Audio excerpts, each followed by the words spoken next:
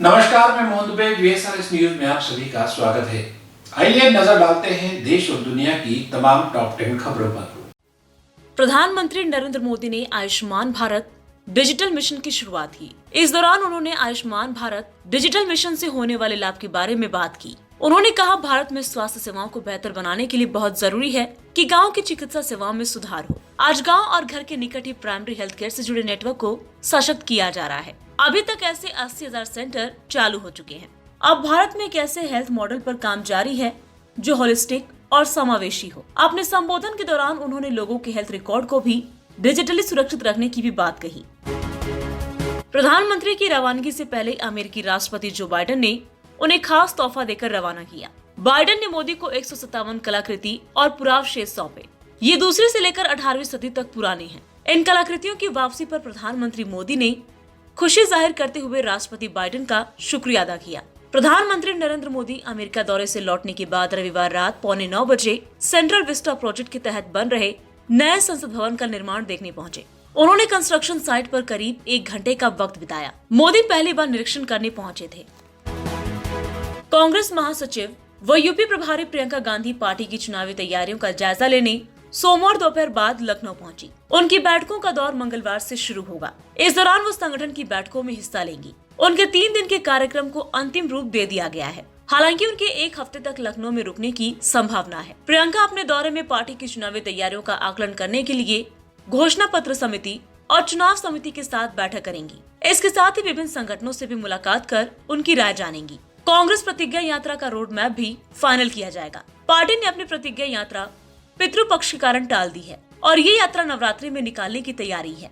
कांग्रेस प्रतिज्ञा यात्रा निकालने के साथ ही हर मंडल में एक बड़ी जनसभा भी करेंगी। इसमें कांग्रेस महासचिव प्रियंका गांधी भी मौजूद रहेंगी।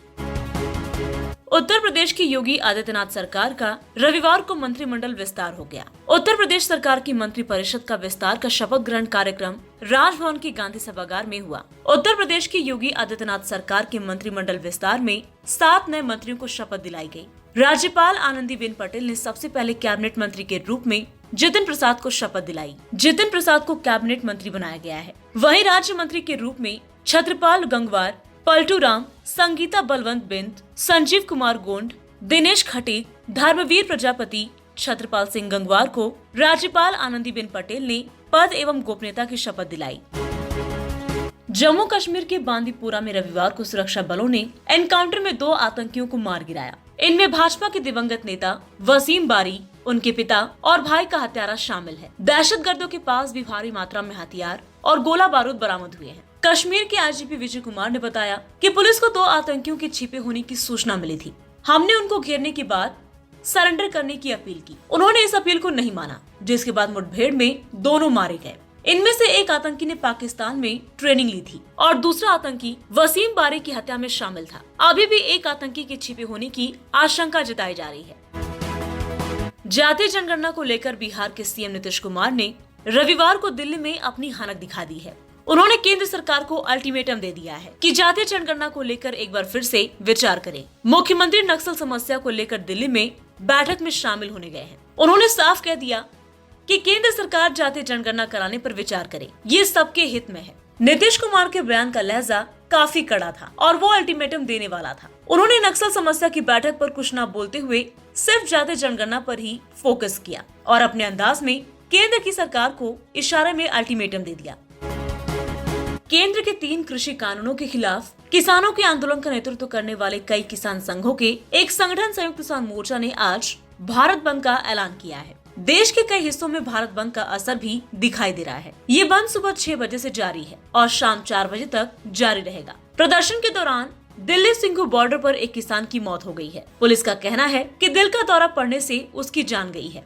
देश के विभिन्न हिस्सों में विशेष रूप से पंजाब, हरियाणा और पश्चिमी उत्तर प्रदेश के किसान पिछले साल नवंबर से दिल्ली की सीमाओं पर विरोध प्रदर्शन कर रहे हैं। प्रदर्शनकारी 3 कृषि कानूनों को रद्द करने की मांग कर रहे हैं। राजधानी दिल्ली के आसपास जाम का बुरा हाल है। कई किलोमीटर तक के लंबे जाम के कारण नागरिकों को काफी परेशानियों का सामना करना पड़ रहा है। वहीं किसानों का विरोध प्रदर्शन रेलवे ट्रैक तक भी पहुंच गया है। इस कारण 2 दर्जन से अधिक ट्रेनें प्रभावित हो गई हैं।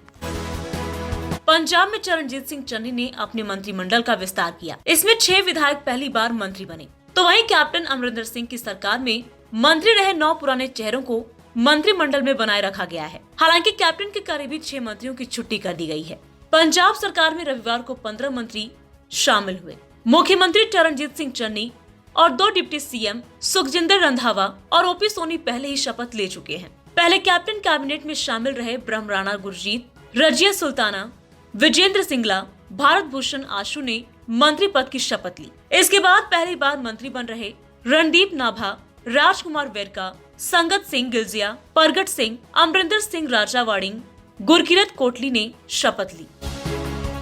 अगले साल उत्तर प्रदेश में होने वाले विधानसभा चुनाव को लेकर सभी राजनीतिक पार्टियों ने तैयारियां शुरू कर दी हैं और इसी के तहत ऑल इंडिया मजलिस इत्तेहादुल मुस्लिमीन के नेता असुद्दीन ओवैसी भी लगातार यूपी में सभा आयोजित कर रहे हैं। असुद्दीन ओवैसी ने कानपुर के जाजमऊ स्थित खुशबू ग्राउंड में आयोजित सभा में कहा, मुसलमानों की स्थिति बारात में बैंड बजाने वालों जैसी हो गई है, जहां उन्हें पहले संगीत बजाने के लिए कहा जाता है, लेकिन विवाह स्थल पर पहुंचने पर उन्हें बाहर खड़ा कर दिया जाता है।